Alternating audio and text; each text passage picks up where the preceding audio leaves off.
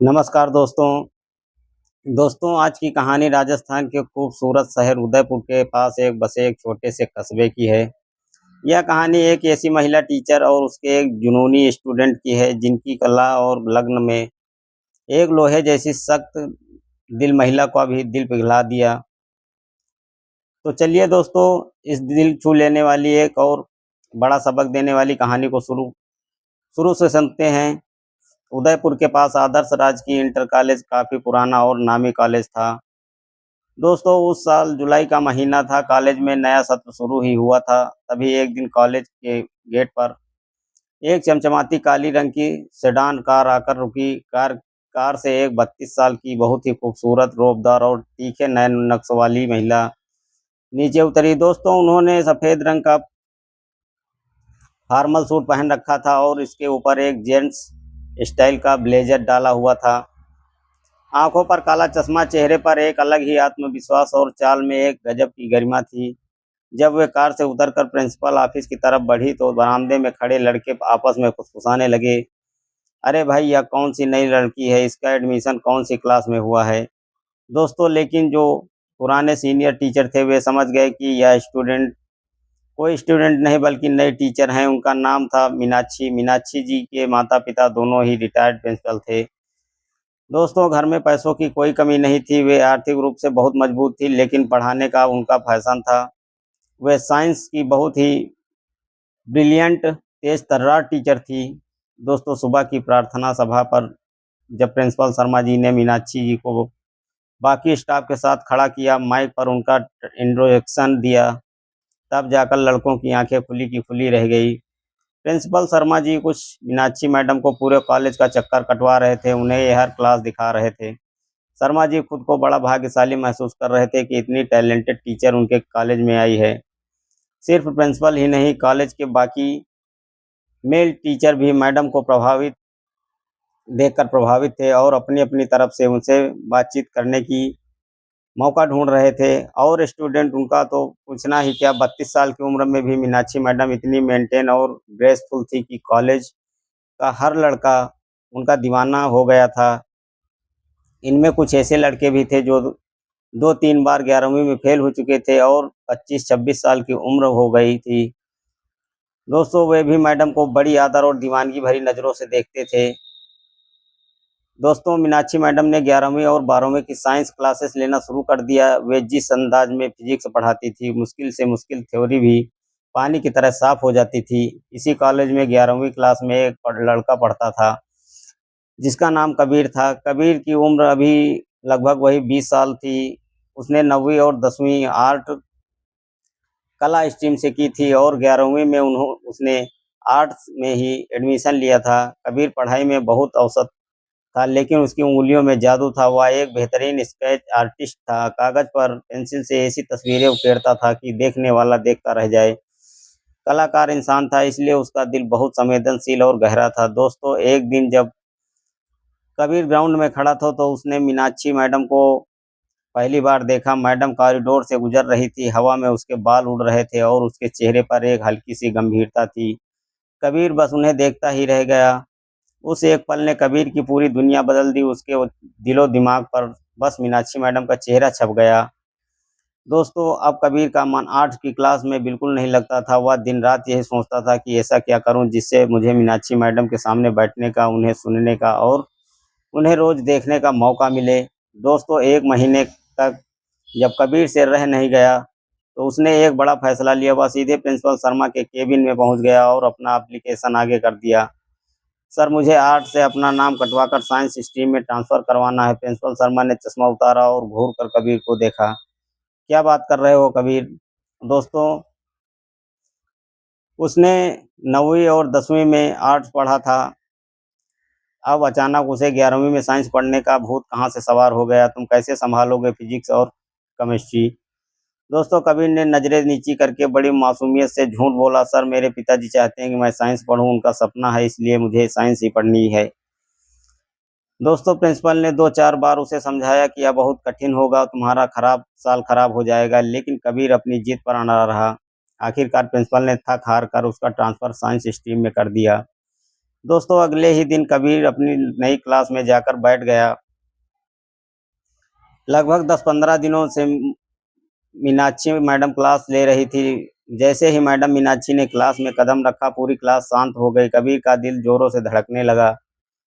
Madam ने पढ़ाना शुरू कर दिया, लेकिन कबीर का ध्यान तो सिर्फ उसके चेहरे, उसकी आवाज़, उनके हाव-भाव पर था। वह सपनों की दुनिया में उड़ रहा था।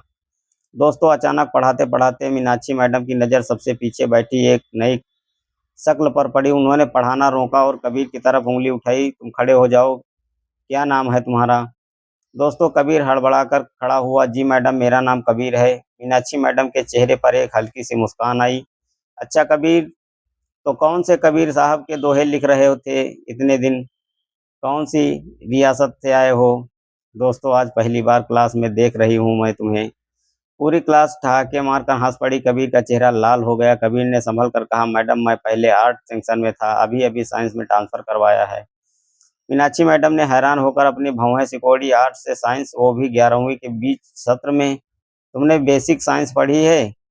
मैडम ने कबीर का टेस्ट लेने के लिए बहुत ही साधारण सवाल पूछा। अच्छा बताओ, ग्रेविटी, गुरुत्वाकर्षण की खोज किसने की थी? कबीर पूरी तरह ब्लैक था। वह मैडम की आंखों में देखकर इतना खो गया था कि न्यूटन का नाम भी उसके मुंह से नहीं निकल पाया। दोस्तों वह चुपचाप खड़ा रहा। मीनाक्षी मैडम ने चुटकी लेते हुए कहा, अच्छा कोई भी एक बेसिक फिजिक्स का लॉ बता दो। कबीर फिर भी चुप रहा। मैडम ने सिर हिलाया। तुम ऐसे कैसे साइंस पढ़ोगे कबीर? बिना बेसिक समझे तुम फेल हो जाओगे। दोस्तों तभी कबीर ने मैडम की आंखों में आंखें डालकर बड़े भोलेपन से कहा, मैडम अगर आपका ध्यान मुझ पर रहा तो मैं जरूर सीख जाऊंगा। दोस्तों क्लास में फिर से फुसफुसाहट हुई। मीनाक्षी मैडम ने उसे गौर से देखा। वे समझ गई कि लड़का थोड़ा अलग है। मैडम ने कहा, मेरा ध्यान तो क्लास के हर बच्चे पर रहता है कबीर, तभी तो तुम्हें पहले ही दिन पहचान लिया। बैठ जाओ, लेकिन अगर मेरी क्लास में बैठना है तो मेहनत करनी पड़ेगी। बिना मेहनत के मैं अपनी क्लास में किसी को बर्दाश्त नहीं करती। दोस्तों उस दिन मैडम की बात कबीर के दिल में तीर की तरह चुभ गई। उसने गांठ बांध ली कि अगर मैडम ने मेहनत करने को कहा है तो वह जी जान लगा देगा। दोस्तों कबीर उसी शाम को शहर से सबसे अच्छे फिजिक्स ट्यूशन के पास गया और स्पेशल ट्यूशन ज्वाइन कर लिया।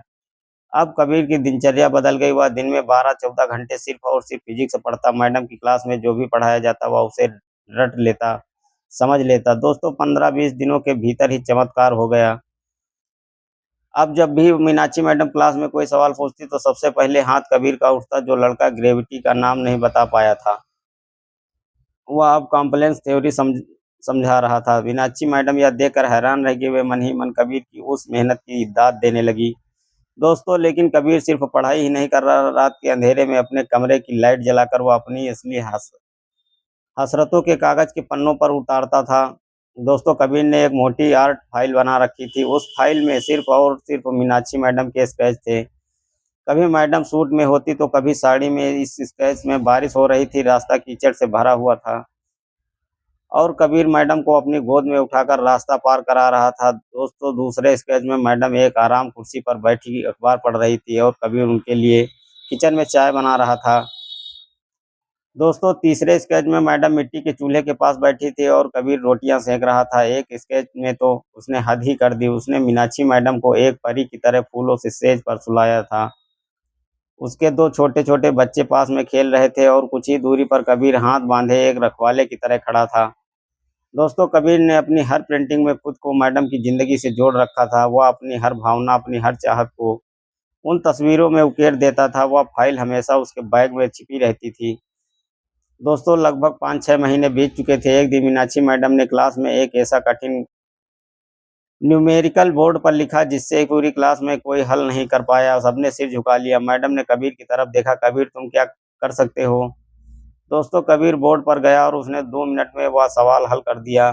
मीनाक्षी मैडम ने पूरी क्लास की क्लास लगा दी। शर्म आनी चाहिए तुम लोगों को। तुम सब शुरुआत से साइंस पढ़ रहे हो और कबीर आर्ट से आकर तुम सबसे आगे निकल गया है। इसे कहते हैं पढ़ाई का जुनून। दोस्तों तभी क्लास का एक जलनखोर लड़का खड़ा हुआ और बोला, मैडम आप इसकी इतनी तारीफ मत कीजिए। यह सिर्फ आपकी फिजिक्स पढ़ता है, बाकी मैथ्स और केमिस्ट्री के टीचर से रोज डांट खाता है। इसे आपके सब्जेक्ट के अलावा कुछ नहीं आता है। दोस्तों मीनाक्षी मैडम चौंक गए। उसने कबीर को खड़ा किया। क्या यह सच है कबीर, तुम बाकी सब्जेक्ट क्यों नहीं पढ़ते? दोस्तों कबीर ने धीरे से कहा, मैडम ताकि आप मुझसे कभी नाराज ना हो, मैं बस आपकी नज़रों में अच्छा बनना चाहता हूँ। दोस्तों मीनाक्षी मैडम के चेहरे पर एक अनजान सी मुस्कान आई, लेकिन फिर उन्होंने कहा, खुद को संभाला, कबीर तुम मेरे लिए पढ़ते हो या अपने भविष्य के लिए? अगर बाकी सब्जेक्ट में फेल हो गए तो मेरी क्लास का क्या फ़ायदा? अगर पढ़ना है तो सब पढ़ो। दोस्तों उस दिन के बाद कबीर ने बाकी सब्जेक्ट फिर ध्यान देना शुरू कर दिया, लेकिन कहते हैं ना कि इश्क और मुश्क छिपाए नहीं छिपते। दोस्तों एक दिन हाफ टाइम में कबीर पानी पीने बाहर गया था, तभी क्लास ने उसकी जलनखोर लड़के से कबीर का बैग टटोला। उसके हाथ वह मोटी आर्ट फाइल लग गई। जैसे ही उसने फाइल खोली उसकी आंखें फटी की फटी रह गई। दोस्तों उसने तुरंत पूरी क्लास को इकट्ठा कर लिया। देखते ही देखते वह फाइल पूरी क्लास में घूम गई। बातें उड़ते उड़ते प्रिंसिपल शर्मा के कानों तक पहुंच गई। प्रिंसिपल शर्मा ने तुरंत कबीर और मीनाक्षी मैडम को अपने केबिन में बुलाया। टेबल पर वह आर्ट फाइल खुली पड़ी थी। वो जब मीनाक्षी मैडम ने अपनी वे सैकड़ों तस्वीरें देखी, जिसमें वे कभी चूल्हे पर और कभी कबीर की गोद में तो कभी दो बच्चियों की माँ बनी हुई थी। दोस्तों तो मीनाक्षी मैडम की आंखें फटी की फटी रह गई। उनका दिल जोरों से धड़कने लगा। वे अंदर तक हिल गई कि कोई उसे इतना बेपनाह प्यार करता है। कि प्रिंसिपल शर्मा का गुस्सा सातवें आसमान पर था। उन्होंने कबीर को कॉलर से पकड़ा और कबीर को थप्पड़ जड़ दिया। दोस्तों तुम्हारी हिम्मत कैसे हुई एक टीचर के बारे में ऐसी घटिया हरकत करने की? तुम स्कूल का माहौल खराब कर रहे हो। आज के बाद अपनी शक्ल मत दिखाना, तुम्हें कॉलेज से रेस्टिकेट किया जाता है। प्रिंसिपल चिल्लाए। दोस्तों कबीर चुपचाप थप्पड़ खाता रहा। उसकी आंखों में आंसू बह रहे थे, लेकिन उसने अपनी नजरें नीची रखी। दोस्तों मीनाक्षी मैडम ने तुरंत हस्तक्षेप किया। सर रुकिए, आप उसे मार क्यों रहे हैं? छोड़िए इसे। प्रिंसिपल बोले, मैडम आप इसकी तरफदारी कर रही हैं। इससे आपकी ऐसी तस्वीरें बनाई है। यह आपको दो बच्चों की माँ बना चुका है।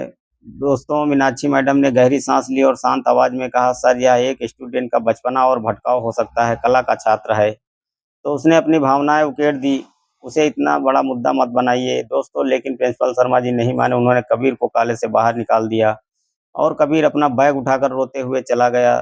दोस्तों कबीर के लिए तो जैसे पूरी दुनिया ही खत्म हो गई थी। वह अपने कमरे में बंद होकर दिन रात रोता रहता, ना कुछ खाता न पीता। उधर मीनाक्षी मैडम ने वह आर्ट फाइल अपने पास रख ली थी। वे घर पर जाकर उस फाइल के पन्नों को बार बार पलटती। सैकड़ों बार उन्होंने उन तस्वीरों को देखा। कबीर की एक एक पेंसिल स्ट्रोक में मैडम ने को अपने लिए एक पवित्र, निस्वार्थ और बेइंतहा मोहब्बत नजर आ रही थी। 32 साल की उम्र में मीनाक्षी मैडम को किसी ने इस तरह नहीं चाहा था। दोस्तों उनका सख्त दिल अंदर ही अंदर पिघलने लगा था।